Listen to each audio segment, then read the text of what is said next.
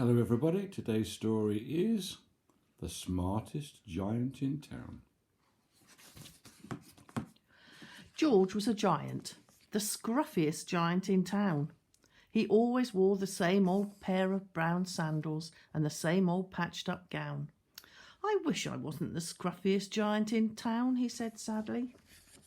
But one day George noticed a new shop.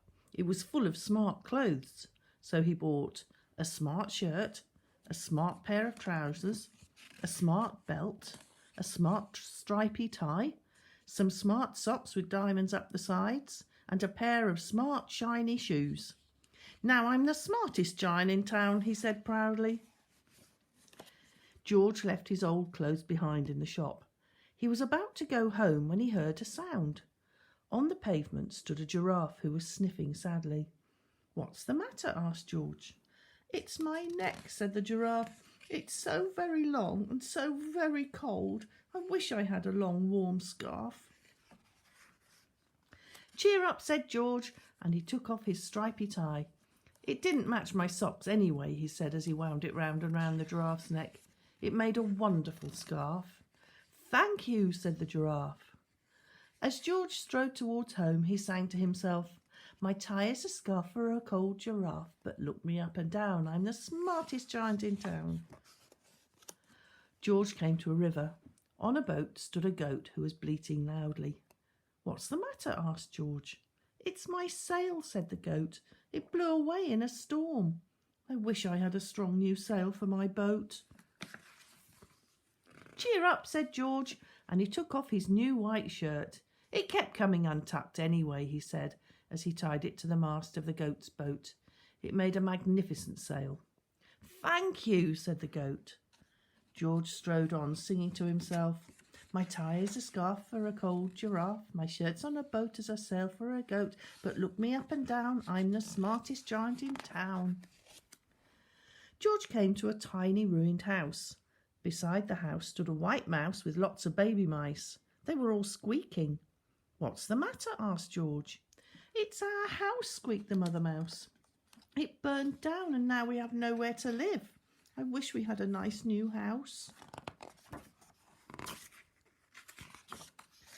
"Cheer up," said George, and he took off one of his shiny shoes. "It was giving me blisters anyway," he said, as the mouse and her babies scrambled inside. The shoe made a perfect home for them. "Thank you," they squeaked. George had to hop along the road now, but he didn't mind. As he hopped, he sang to himself, "My tie is a scarf for a cold giraffe, my shirt's on a boat as a sail for a goat, my shoe is a house for a little white mouse, but look me up and down, I'm the smartest giant in town." George came to a campsite. Beside a tent stood a fox who was crying. "What's the matter?" asked George. "It's my sleeping bag," said the fox. "I dropped it in a puddle. I wish I had a warm, dry sleeping bag." "Cheer up," said George, and he took off one of his socks with diamonds up the sides. "It was tickling my toes anyway," he said, as the fox snuggled into it. It made a very fine sleeping bag. "Thank you," said the fox.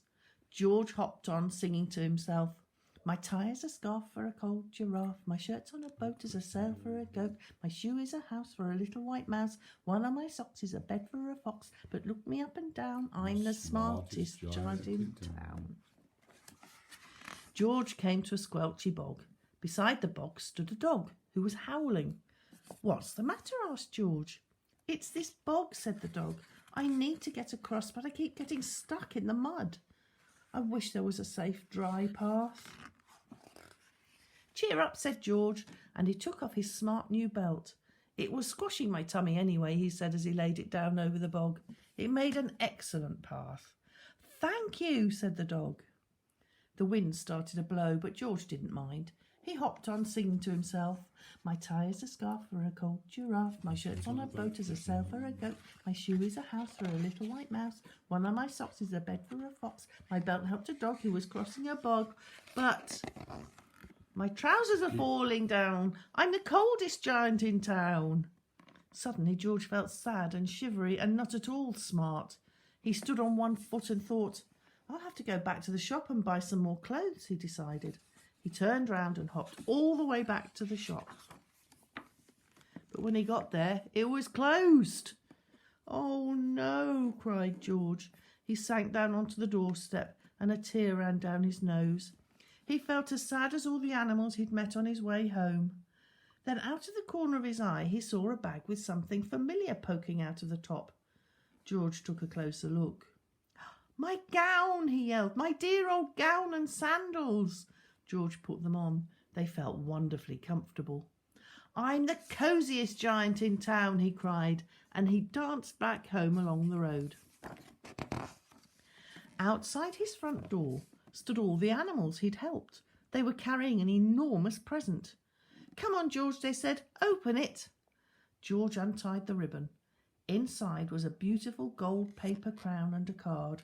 "Look inside the card, George," said the animals. George put the crown on his head and opened the card.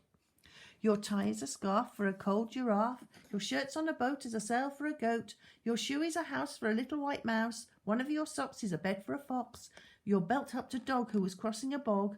So here is a very fine crown to go with the sandals and gown of the kindest giant in town." And that's the end. That's the end. Bye.